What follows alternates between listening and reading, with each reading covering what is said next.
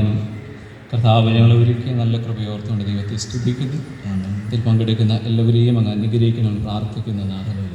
അല്പനേരം ദൈവചിന്തയിലായിരിക്കുമ്പോൾ കർത്താവിൻ്റെ കൃപ വെളിപ്പെടണമേ എന്ന് പ്രാർത്ഥിക്കുന്നു. സംസാരിക്കുന്നവരവനായ അടിയനെയും കേൾക്കുന്നതിൻ്റെ മക്കളെ ഒരുപോലെ അനുഗ്രഹിക്കുന്നു. പ്രാർത്ഥന കേട്ടിരിക്കുക. സ്തോത്രം. സകലം പുത്രനായ യേശു ക്രിസ്തുവിന്റെ നാമത്തിൽ അപേക്ഷിക്കുമ്പോൾ ദൈവം കേൾക്കണം പിതാവേ. എല്ലാവർക്കും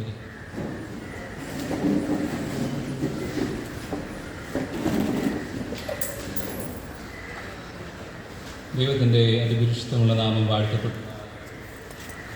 പ്രകാരം ഈ സന്ധ്യായാമത്ത് നിങ്ങളുമായി ദൈവവചനം പറയുവാനായി എനിക്ക് ലഭിച്ച വലിയ കൃപയെ ഓർത്തുകൊണ്ട് അനുഗ്രഹത്തെ ഓർത്തുകൊണ്ട് ഞാൻ ദൈവത്തെ സ്തുതിക്കുന്നു, സ്തോത്രം ചെയ്യും. പ്രകാരം ഈ സന്ധ്യായാമത്തിൽ ദൈവവചനം പറയുവാനായി അവസരം നൽകിയ പ്രിയാശന്മാർ സഹശുശ്രൂഷകരോടുള്ള നന്ദിയും സ്നേഹത്തെ ഞാൻ സമയത്ത് അറിയിച്ചുകൊള്ളുന്നു. ഇന്ന് ഈ സന്ധ്യായാമത്ത് നാം ചിന്തിക്കുന്ന ചിന്താവിഷയം വരുന്ന ഞായറാഴ്ച ദൈവാലയങ്ങളിൽ ചിന്തിക്കേണ്ട വിഷയമാകുന്നുവല്ലോ. നമ്മുടെ ചിന്താവിഷയം ഇതാണ്: ട്രിനിറ്റി, കമ്മ്യൂണിറ്റി ഓഫ് ലവ്. തൃത്വം, സ്നേഹത്തിൻ്റെ കൂട്ടായ്മ എന്നുള്ള തലക്കെട്ടിലാണ് നിങ്ങളോട് അല്പസമയം ഞാൻ ദൈവവചനം പറയുവാനായി ആഗ്രഹിക്കുന്നത്. തൃത്വം, സ്നേഹത്തിൻ്റെ കൂട്ടായ്മ. കഴിഞ്ഞ ഞായറാഴ്ച പെന്തക്കോസ്ത് നാളായിരുന്നു. പെന്തക്കോസ്ത് നാളിന് ശേഷം വരുന്ന ആദ്യ ഞായറാഴ്ച തൃത്വ ഞായറായിട്ടാണ് നാം ആചരിക്കുന്നത്. അപ്രകാരം തൃത്വം, കമ്മ്യൂണിറ്റി ഓഫ് ലവ് എന്ന തലക്കെട്ടിലാണ് നിങ്ങളോട് അല്പനേരം ദൈവവചനം പറയുവാനായി ആഗ്രഹിക്കുന്നത്. ഇപ്രകാരം ഞാൻ പണ്ട് കോളേജിലൊക്കെയും പഠിക്കുന്ന സമയത്ത് പാർട്ട് ടൈം ജോലികളൊക്കെയും ചെയ്തിരുന്ന സാഹചര്യത്ത് എൻ്റെ ഒരു ക്യാപ്റ്റൻ, ഞങ്ങളുടെ റിസോർട്ടിലെ ക്യാപ്റ്റൻ എൻ്റെ അടുത്ത് ഇങ്ങനൊരു കാര്യം പങ്കുവച്ചിട്ടുണ്ട്. ഇപ്രകാരമാണത്: ദേവകുമാറെ, നമ്മൾ ക്ലയൻറ്റുകൾ, നമ്മൾ കൈകാര്യം ചെയ്യുന്നവർ ആരാണ് എന്ന് മനസ്സിലാക്കിക്കൊണ്ട് വേണം നമുക്ക് അവർക്ക് ഭക്ഷണം കൊടുക്കാൻ. നമ്മുടെ മുൻപിൽ ഇരിക്കുന്നത് ആരാണോ, അവർ എങ്ങനെയാണോ, അത് മനസ്സിലാക്കിക്കൊണ്ട് വേണം അവർക്ക് ഭക്ഷണം ഒരുക്കുവാനും അവർക്കുള്ള ഭക്ഷണം കൊടുക്കുവാനും. അപ്രകാരം ഞാൻ ആലോചിച്ചപ്പോൾ, അല്ലെങ്കിൽ ഞാൻ ചിന്തിച്ചപ്പോൾ, ഒരു പള്ളി പ്രസംഗം പോലെ ആകുവാൻ ഒരിക്കലും പറ്റുകയില്ല. നിങ്ങളൊക്കെയും എന്നെക്കാൾ ശ്രേഷ്ഠരായ ദൈവവചനം പറയുന്ന ആളുകളാണ്. എനിക്കൊരുപാട് സന്തോഷമുണ്ട്. ഞാൻ ആദ്യം ശുശ്രൂഷ ചെയ്ത ഇടാട് ദൈവാലയത്തിലെ വികാരി ഇന്ന് എനിക്ക് മുൻപാകെയുണ്ട്. അച്ഛൻ്റെ ഒരുപാട് പ്രസംഗങ്ങൾ ഞാൻ കേട്ടിട്ടുണ്ട്. ഈ നാളുകളിൽ കപ്പക്കാനൂർ പൂന്നി സഭയിലായിരിക്കുമ്പോൾ അവിടെ എൻ്റെ ഇടവകപ്പെട്ടക്കാരനായിരിക്കുന്ന റോയ്മോനച്ഛൻ ഇവിടെയുണ്ട്. അച്ഛനും ശ്രേഷ്ഠനായ ഒരു വൈദികനാണ്. ഇവർക്ക് മുൻപാകെ ഞാൻ പ്രസംഗം പറയുമ്പോൾ എന്നെ എളുപ്പമായിട്ടൊന്നും പറയുവാൻ സാധിക്കുകയില്ല. അപ്രകാരം ഞാൻ ചിന്തിച്ച്, ഞാൻ ദൈവ കൃപയിൽ ആശ്രയിച്ചുകൊണ്ട് ഞാൻ ഈ ഒരു മിഷണറി മീറ്റിങ്ങിന് വേണ്ടി ഞാൻ എന്ത് വേദഭാഗം എടുത്ത് പ്രസംഗിക്കണം എന്ന് ഞാൻ പ്രാർത്ഥനയോടെ ഞാൻ ആയിരുന്ന സാഹചര്യത്തിൽ എനിക്ക് കിട്ടിയ ഒരു വേദഭാഗമാണ് പുറപ്പാട് പുസ്തകം, അതിൻ്റെ 17-ാം അധ്യായം 8 മുതൽ 16 വരെയുള്ള വാക്യങ്ങൾ. ഒരുപക്ഷെ ഞാൻ പ്രാർത്ഥിച്ച് ഒരുങ്ങിയ സാഹചര്യത്തിലൊക്കെയും എനിക്ക് ദൈവവചനം പറയുവാനായി, അല്ലെങ്കിൽ ദൈവവചനം പറയുവാനായി ഞാൻ ഒരുങ്ങി എഴുതുമ്പോഴൊക്കെയും എനിക്ക് മുൻപാകെ കടന്നു വന്ന വേദഭാഗം ഇതാണ്. ഈ ഒരു വേദഭാഗത്തിൻ്റെ അടിസ്ഥാനത്തിലാണ് ഞാനിന്ന് കൂടുതലും നിങ്ങളുമായി സംസാരിക്കുവാൻ ആഗ്രഹിക്കുന്നത്. എന്നാലും തൃത്വം, സ്നേഹത്തിൻ്റെ കൂട്ടായ്മ എന്ന തലക്കെട്ടിനെ അടിസ്ഥാനമാക്കിക്കൊണ്ട് തൃത്വത്തിൽ, ത്രിയേക ദൈവത്തിൽ വിശ്വസിക്കുന്ന, ആശ്രയിക്കുന്ന നമ്മൾ സ്നേഹത്തിൻ്റെ കൂട്ടായ്മയായി കടന്നു വരുമ്പോൾ നാം ചെയ്യേണ്ട, അല്ലെങ്കിൽ നമ്മുടെ ജീവിതത്തിൽ ഉണ്ടാകേണ്ട ഒരു 3 പ്രധാന കാര്യങ്ങളെ മാത്രം നിങ്ങളുമായി പങ്കുവെച്ച് ഇന്നത്തെ എൻ്റെ വാക്കുകൾ അവസാനിപ്പിക്കുവാനാണ് ഞാൻ ആഗ്രഹിക്കുന്നത്. ഇന്ന് മുഴുവൻ നമ്മൾ ഒരുപാട് പ്രസംഗങ്ങൾ കേട്ടു. രാവിലെ മുതലേ നമ്മൾ ഒരുപാട് പ്രസംഗങ്ങളുടെ മധ്യത്തിൽ, അല്ലെങ്കിൽ ഒരുപാട് കാര്യങ്ങൾ കേട്ട് നിൽക്കുന്ന ഒരു സാഹചര്യമായിരിക്കുന്നുവല്ലോ. അതുകൊണ്ട് അധികം ദീർഘിപ്പിക്കുവാൻ ഞാൻ ആഗ്രഹിക്കുന്നില്ല. ഒരു 3 പ്രധാന കാര്യങ്ങൾ ഇന്നത്തെ ചിന്താവിഷയമായി അടിസ്ഥാനമാക്കിക്കൊണ്ട് 3 പ്രധാന കാര്യങ്ങൾ ഞാൻ ഇങ്ങനെയാണ് എൻ്റെ പ്രസംഗത്തിന് തലക്കെട്ട് കൊടുത്തിരുന്നത്: the 3 P's of power. The 3 P's of power. English letter P, 3 P letter വച്ചുകൊണ്ടുള്ള ഒരു ചെറിയ പ്രസംഗമാണ് നിങ്ങൾക്ക് മുൻപാകെ ഞാൻ പറയുവാൻ ആഗ്രഹിക്കുന്നത്. തൃത്വം, സ്നേഹത്തിൻ്റെ കൂട്ടായ്മ. അങ്ങനെ തൃത്വത്തിൽ, അല്ലെങ്കിൽ സ്നേഹത്തിൻ്റെ കൂട്ടായ്മയിൽ നാം ഒരുമിച്ച് കടന്നു പോകുമ്പോൾ ഇന്ന് ഈ സന്ധ്യായാമത്തിൽ എൻ്റെ ഒന്നാമത്തെ ചിന്താവിഷയം എന്ന് പറയുന്നത് the power of prayer. The power of prayer. ഞാൻ പറഞ്ഞ വേദഭാഗം വിശുദ്ധ ബൈബിളിൽ പുറപ്പാട് പുസ്തകം 17-ാം അധ്യായം 8 മുതൽ 16 വരെയുള്ള വാക്യങ്ങൾ നാം വായിക്കുമ്പോൾ അവിടെ നാം ഇപ്രകാരമാണ് മനസ്സിലാക്കുന്നത്. വിശുദ്ധ ബൈബിളിൽ പുറപ്പാട് പുസ്തകം 17-ാം അധ്യായം 8-ാം വാക്യം ഒരാൾക്ക് വായിക്കാം. പുറപ്പാട് പുസ്തകം 17-ാം അധ്യായം 8-ാം വാക്യം മതി. രബീദീമിൽ വെച്ച് അമലേക്യർ വന്ന് ഇസ്രായേലിനോട് യുദ്ധം ചെയ്തു. ഒരുപക്ഷേ ഇസ്രായേൽ ജനം തൻ്റെ സ്വന്തം ദേശമായ കനാൻ ദേശത്തിലേക്ക് യാത്ര പുറപ്പെടുന്ന സാഹചര്യത്ത് ഒരുപാട് പ്രയാസങ്ങളും പ്രതികൂലങ്ങളും നേരിടുന്നതായിട്ടാണ് നമുക്ക് കാണുവാൻ സാധിക്കുന്നത്.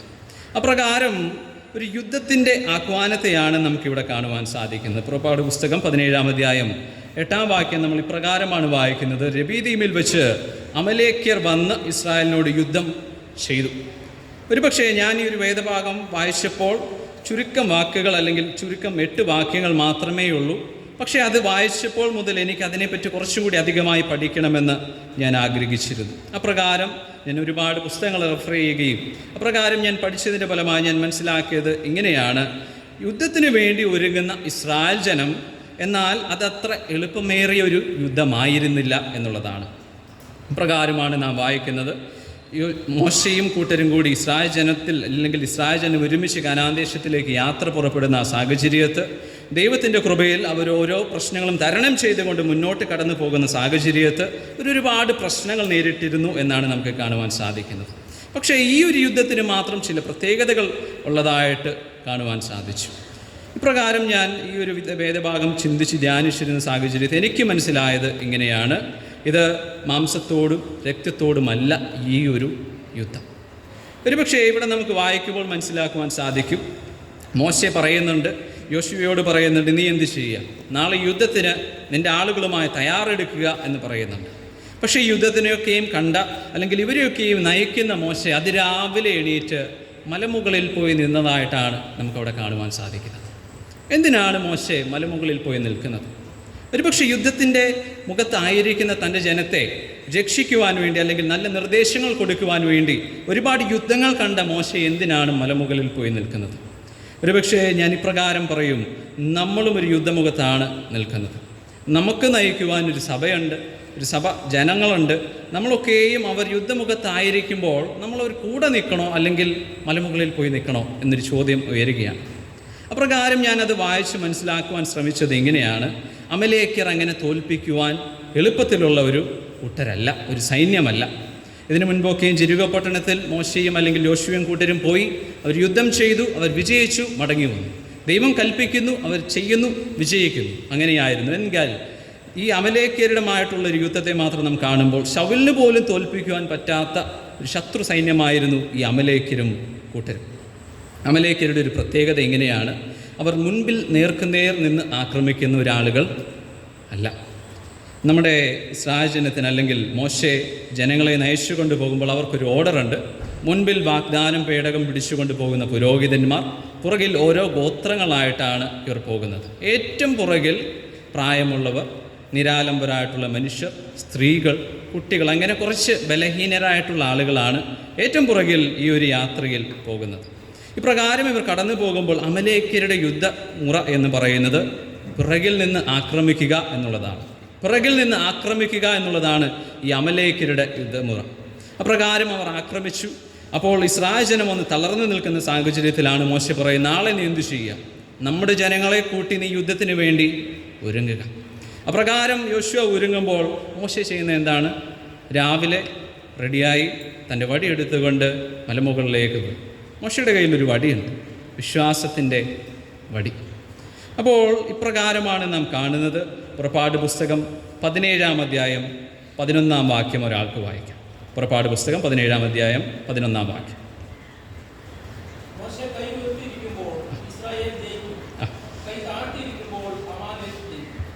മോശെ കൈ ഉയർന്നിരിക്കുമ്പോൾ ഇസ്രായേൽ ജയിക്കും, മോശെ കൈ താഴ്ന്നിരിക്കുമ്പോൾ അമലേക്യർ ജയിക്കുമെന്നാണ് കാണുവാൻ സാധിക്കുന്നത്. ഇപ്രകാരമാണ് ഞാൻ ആ ഒരു രംഗത്തെ മനസ്സിലാക്കുന്നത്.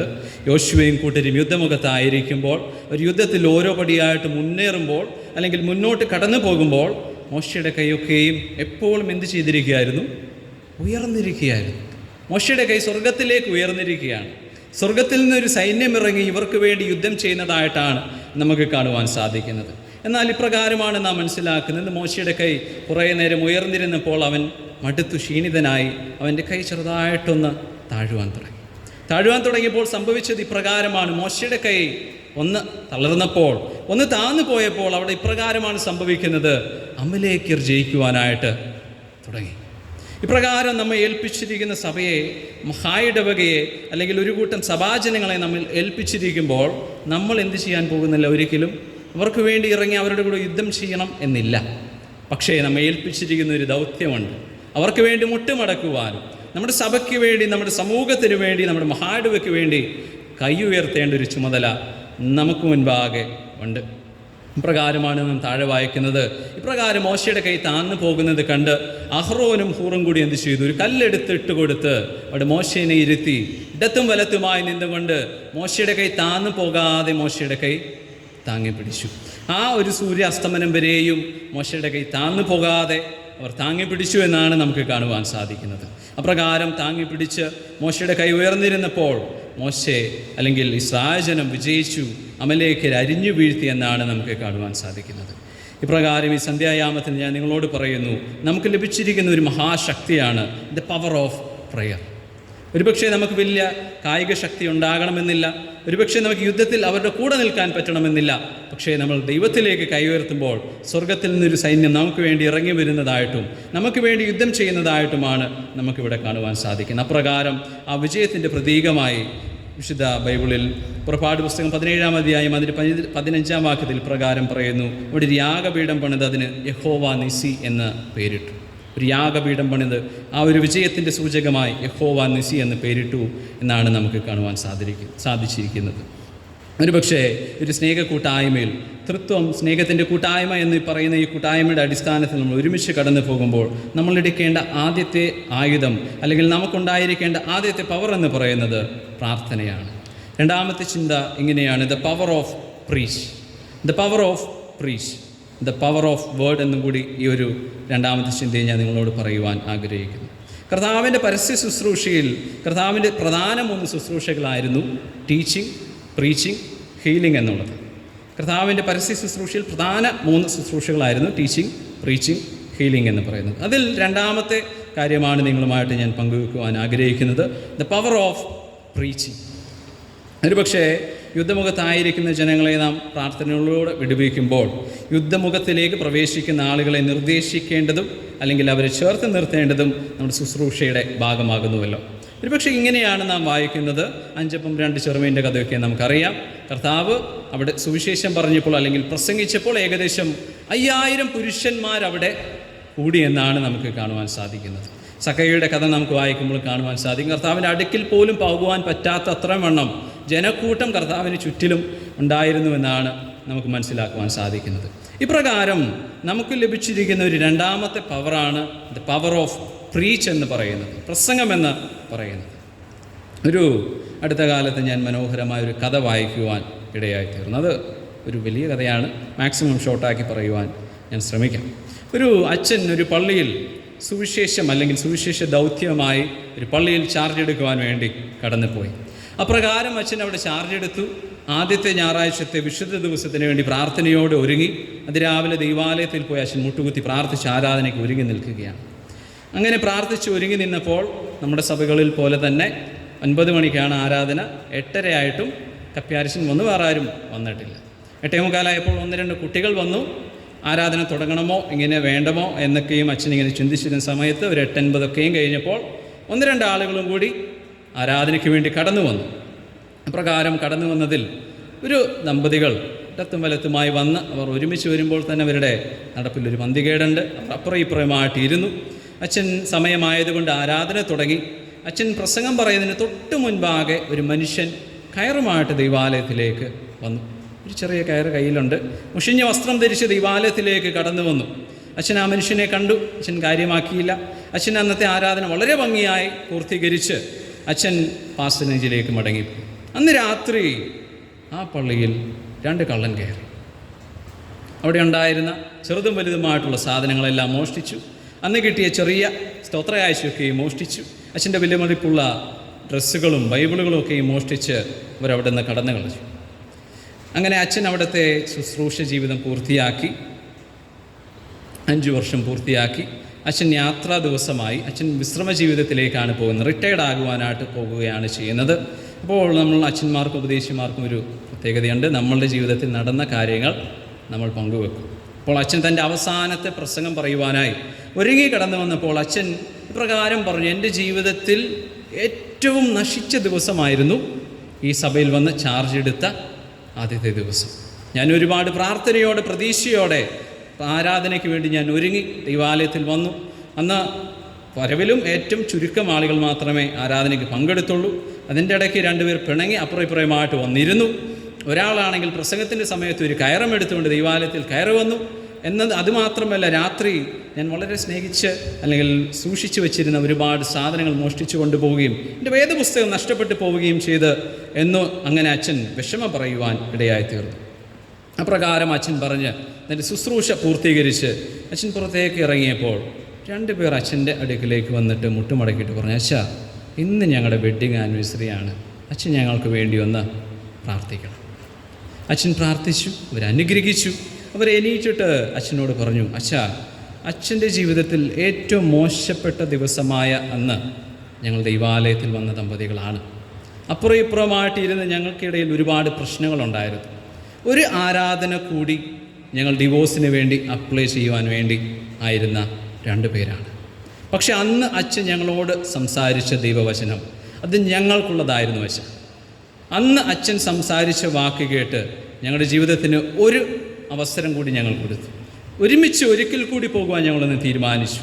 അപ്രകാരം ഞങ്ങൾ തീരുമാനിച്ചു. ഇതാ ഇന്ന് 5 വർഷം പൂർത്തീകരിക്കുന്നു. ഇന്ന് ഞങ്ങളുടെ വിവാഹ വാർഷികമാണ്. ഞങ്ങൾ സന്തോഷത്തോടായിരിക്കുന്നു. അച്ഛൻ അന്ന് പറഞ്ഞ മെസ്സേജ് ഞങ്ങൾക്കുള്ളതായിരുന്നു. അച്ഛൻ ചെറിയൊരു കുറ്റബോധത്തോടെ ഇവിടെ വന്നിരുന്നു. അപ്പോൾ ഒരു സമ്പന്നനായ മനുഷ്യൻ കോട്ടും സൂട്ടൊക്കെയും ഇട്ട് അച്ഛൻ്റെ കൈ പിടിച്ചുകൊണ്ട് പറഞ്ഞു, അച്ഛാ, ഇതെൻ്റെ ചെറിയ സമ്മാനമാണ്, ഇത് അച്ഛൻ വാങ്ങണം, അച്ഛൻ റിട്ടയർഡായി പോകുമല്ലോ, ഇത് കയ്യിലിരിക്കട്ടെ എന്ന് പറഞ്ഞ് ചെറിയൊരു സമ്മാനം കൊടുത്ത് അച്ഛൻ്റെ കയ്യിൽ കൊടുത്തിട്ട് പറഞ്ഞു, അച്ഛാ, അച്ഛൻ്റെ നശിച്ച ദിവസത്തിലെ പ്രസംഗ സമയത്ത് കയറുമായി കയറി വന്ന മനുഷ്യൻ ഞാനാണ്. അച്ഛൻ പ്രസംഗിച്ചുകൊണ്ടിരുന്ന ഇടയിൽ ആ കയറുമായി കയറി വന്ന മനുഷ്യൻ ഞാനാണ്. അന്ന് എൻ്റെ ബിസിനസ്സുകളൊക്കെയും തകർന്ന് ഇനി എനിക്ക് മുന്നോട്ടൊന്നും ചെയ്യുവാൻ സാധിക്കുകയില്ല എന്ന് ഞാൻ തൂങ്ങി മരിക്കുവാൻ വേണ്ടി കയറുമായി ഞാനൊരു മരത്തിൽ കെട്ടിത്തൂങ്ങി ചില്ലൊടിഞ്ഞ് ഞാൻ നിലത്ത് വീണു. അപ്പോഴാണ് ദൈവാലയത്തിൻ്റെ ഒരു ശബ്ദം കേൾക്കുന്നത്. എന്നാൽ എന്ത് ചെയ്യാം, ഒന്ന് ദൈവാലയത്തിൽ പോയേക്കാം എനിക്ക് എന്ന് തോന്നി. ഞാനങ്ങനെ ദൈവാലയത്തിൽ വന്നു. അച്ഛൻ്റെ പ്രസംഗം കേട്ടു. എൻ്റെ ജീവിതത്തിൽ ഒരു രൂപാന്തരം വേണം എന്ന് ഞാൻ തീരുമാനിച്ചു. അപ്രകാരം എൻ്റെ ബിസിനസ് ഞാൻ ഒന്നും കൂടി മെച്ചപ്പെടുത്തി. ഇതാശ ഇന്ന് ഞാൻ ഈ ഒരു നാട്ടിൽ സമ്പന്നനായ ഒരു ബിസിനസ്സുകാരൻ. അച്ഛൻ്റെ ദിവസത്തിൽ അല്ലെങ്കിൽ അച്ഛൻ്റെ ശുശ്രൂഷയിൽ നാശമെന്ന് കാണുന്ന ഒരു ദിവസം എൻ്റെ ജീവിതത്തിലെ അനുഗ്രഹമായിരുന്നു. അച്ഛൻ ആ ഒരു മനുഷ്യനെയും കേട്ടതിന് ശേഷം പുതിയ അച്ഛന് വേണ്ടി കൈ കൊടുക്കുവാൻ വേണ്ടി അല്ലെങ്കിൽ ചാർജ് ഷീറ്റ് കൈമാറുവാൻ വേണ്ടിയിട്ട് ഒരുങ്ങിയപ്പോൾ അച്ഛൻ ആ മനുഷ്യനെ കണ്ടു, അവരുമായി പരിചയപ്പെട്ടു. അപ്പോൾ പരിചയപ്പെട്ട ആ സമയത്ത് ആ പുതിയ കൊച്ചച്ഛൻ അച്ഛൻ്റെ കയ്യിൽ തൻ്റെ വേദപുസ്തകം നീട്ടിക്കൊണ്ട് പറഞ്ഞു, അച്ഛാ, ഈ വേദപുസ്തകം എവിടെയെങ്കിലും കണ്ടിട്ടുണ്ടോ? അച്ഛൻ ഈ വേദപുസ്തകം എവിടെയെങ്കിലും കണ്ടിട്ടുണ്ടോ? അച്ഛൻ ആ വേദപുസ്തകം വാങ്ങി തുറന്ന് നോക്കിയപ്പോൾ അത് അച്ഛൻ്റെ കാണാതെ പോയ വേദപുസ്തകമാണ്. അച്ഛൻ്റെ കാണാതെ പോയ വേദപുസ്തകമാണ് അത്. അപ്രകാരം അച്ഛൻ തുറന്ന് നോക്കുകകൊണ്ട് ചോദിച്ചു, ഇതെങ്ങനെ നിങ്ങളുടെ കയ്യിൽ കിട്ടി? ഇതെങ്ങനെ നിങ്ങളുടെ കയ്യിൽ വന്നു എന്ന് ചോദിച്ചപ്പോൾ ആ മനുഷ്യൻ ചിരിച്ച മുഖത്തോട് പറഞ്ഞു, അച്ഛാ, അച്ഛൻ്റെ ശുശ്രൂഷയിൽ നശിക്കപ്പെട്ട ആ ഒരു ദിവസത്തിൽ അച്ഛൻ്റെ പള്ളിയിൽ നിന്ന് മോഷ്ടിക്കുവാൻ കയറിയ 2 പേരിൽ ഒരാൾ ഞാനായിരുന്നു. അന്ന് ഞാൻ ഇവിടെയുള്ള വിലമതിപ്പുള്ള സാധനങ്ങളൊക്കെ മോഷ്ടിച്ച് എൻ്റെ യാത്രയിൽ എൻ്റെ സുഹൃത്തിനെ നാട്ടുകാർ ചേർന്ന് തല്ലിക്കൊന്നു. എൻ്റെ സുഹൃത്തിനെ നഷ്ടപ്പെട്ട വിഷമത്തിൽ, ദേഷ്യത്തിൽ ഞാൻ ഇങ്ങനെ കടന്നു കഴിഞ്ഞ ഓരോ ദിവസവും എൻ്റെ കയ്യിലുള്ള സാധനങ്ങളൊക്കെയും വിറ്റ് എൻ്റെ ഉപജീവനം ഞാൻ കഴിച്ചിരുന്നു. എങ്കിൽ ഈ ഒരു വേദപുസ്തകം മാത്രം ആർക്കും വേണ്ടാതെ വന്നു. ഞാനത് കയ്യിലിരുന്നത് കൊണ്ട് ഞാൻ എന്ത് ചെയ്തു? തുറന്നൊന്ന് വായിച്ചപ്പോൾ എനിക്ക് യഥാർത്ഥ ദൈവത്തെ അല്ലെങ്കിൽ ക്രിസ്തുവിനെ എനിക്ക് രുചിച്ചറിയുവാൻ, എനിക്ക് മനസ്സിലാക്കുവാൻ ഇതിലൂടെ സാധിച്ചു. അച്ഛൻ്റെ വേദപുസ്തകം എൻ്റെ ജീവിതത്തെ രൂപാന്തരമാക്കി. എന്നെ കേൾക്കുന്ന പ്രിയ വൈദിക ശ്രേഷ്ഠരെ, ഒരുപക്ഷെ നമ്മൾ വിചാരിക്കും നമ്മൾ മൈക്കിൻ്റെ മുമ്പിൽ നിന്ന് പറയുന്ന 1/2 മണിക്കൂർ പ്രസംഗം അത് വൃഥാവാണ് എന്ന്. പക്ഷേ ചില ദിവസമൊക്കെ നമ്മൾ പറയുന്ന പ്രസംഗം എല്ലാവർക്കും ചെന്നെത്തണമെന്നില്ല. പക്ഷേ ദൈവത്താൽ നിയോഗിക്കപ്പെട്ട ചിലരുടെ മനസ്സിൽ ഇത് വീഴുകയും അത് ഫലം ചെയ്യുകയും ചെയ്യുമെന്നുള്ളതിൽ യാതൊരു സംശയവുമില്ല. ദൈവകൃപയിൽ ആശ്രയിച്ചുകൊണ്ട് ഞാൻ പറയുന്നു, നമ്മുടെ കയ്യിലുള്ള 2ാമത്തെ പവർഫുൾ വെപ്പണാണ് ദ പവർ ഓഫ് പ്രീച്ച് എന്ന് പറയുന്നത്. 3, the power of personality. The power of personality, വ്യക്തിത്വമാണ് 3ാമത്തെ ചിന്ത. ഒരുപക്ഷെ ഞാൻ ഈ ഒരു മിഷണറി മീറ്റിങ്ങിനൊക്കെയും വരുമ്പോൾ ഞാൻ ചിന്തിക്കും, ധ്യാനിക്കും, എൻ്റെ വാക്കിലും എൻ്റെ പ്രവൃത്തിയിലും അല്ലെങ്കിൽ എൻ്റെ ശുശ്രൂഷയിൽ ഞാനൊരു ഉപദേശിനെ പോലെ ആയിത്തീരുന്നുണ്ടോ? ചില സമയത്തൊക്കെയും ചിലവരൊക്കെയും എനിക്ക് നിർദ്ദേശം തരും, സാർ ഇങ്ങനെ ഉണ്ടായിരിക്കണം, സാറിൻ്റെ വസ്ത്രധാരണ ഇങ്ങനെ ഉണ്ടായിരിക്കണം, നിങ്ങളുടെ വാക്ക് ഇങ്ങനെ ഉണ്ടായിരിക്കണം, നിങ്ങളുടെ പ്രവർത്തനം ഇങ്ങനെ ഉണ്ടായിരിക്കണം എന്നൊക്കെയും പറയുമ്പോൾ ഞാൻ തീർച്ചയായും അംഗീകരിക്കുകയും അത് ശരിയാണെങ്കിൽ തിരുത്തുകയും ചെയ്യുന്നതാണ്. അപ്രകാരം നമ്മളൊരു പുരോഹിത അല്ലെങ്കിൽ ഒരു ദൈവത്തിൻ്റെ ദൗത്യമായിട്ട് കടന്നു പോകുന്ന സാഹചര്യത്തിൽ നമ്മുടെ പേഴ്സണാലിറ്റി എങ്ങനെയാണ്? ഒരുപക്ഷെ എൻ്റെ പള്ളിയിൽ ഞാൻ ചെയ്തൊരു കാര്യമാണ്, ഞാനൊരു ഇംഗ്ലീഷ് ബൈബിൾ വാങ്ങിച്ചതിൻ്റെ പേരിൽ ഒരു 2-3 ആഴ്ച സുവിശേഷം ഇംഗ്ലീഷിൽ വായിച്ചു. ഞാൻ ഇംഗ്ലീഷിൽ ബൈബിൾ വായിച്ചു. എൻ്റെ പള്ളിയിലുള്ളവർക്ക് ഇംഗ്ലീഷ് അത്ര നല്ല പിടിയില്ല എന്ന് എനിക്ക് നന്നായിട്ടറിയാം. പക്ഷെ അവിടെ സംഭവിച്ചത് 1-2 കുട്ടികളെങ്കിലും ഇംഗ്ലീഷ് ബൈബിളുകൾ വായിക്കുവാനും അത് മനസ്സിലാക്കുവാനും അല്ലെങ്കിൽ അത് പഠിക്കണം അല്ലെങ്കിൽ അത് വായിക്കണം എന്നുള്ളൊരു താല്പര്യം അവരുടെ ഉള്ളിൽ രൂപാന്തരപ്പെട്ടത് എനിക്ക് കാണുവാൻ സാധിച്ചു. അങ്ങനെ നമ്മുടെ ജീവിതത്തിലൂടെ നമുക്ക് ചില വ്യക്തികളൊക്കെയും ഇൻസ്പയർ ചെയ്യാൻ അല്ലെങ്കിൽ നമ്മളെ ദൈവത്തിലേക്ക് നയിച്ചു കൊണ്ടുപോകുവാൻ സാധിക്കുമെന്നുള്ളതിൽ യാതൊരു സംശയമില്ല. കർത്താവ് തൻ്റെ 33 വർഷക്കാല ജീവിതത്തിൽ കർത്താവ് എന്ത് പറഞ്ഞുവോ അത് തൻ്റെ ജീവിതത്തിലൂടെ പ്രവർത്തിച്ച് കാണിക്കുകയും തൻ്റെ ജീവിതത്തിൽ അത് നിവൃത്തിയാക്കി കാണിക്കുകയും ചെയ്തതായിട്ടാണ് കാണുവാൻ സാധിക്കുന്നത്. ഞാൻ ചെറിയൊരു ഉദാഹരണം, മിഷണറി മീറ്റിംഗ് ആയതുകൊണ്ട് ഇന്ത്യയിൽ മിഷണറി പ്രവർത്തനം ചെയ്ത ശ്രേഷ്ഠമായ ഒരു വ്യക്തിയുടെ ഉദാഹരണം കൂടി പറഞ്ഞ് ഇന്നത്തെ ചിന്താവിഷയം ഞാൻ അവസാനിപ്പിക്കുവാനാണ് ആഗ്രഹിക്കുന്നത്.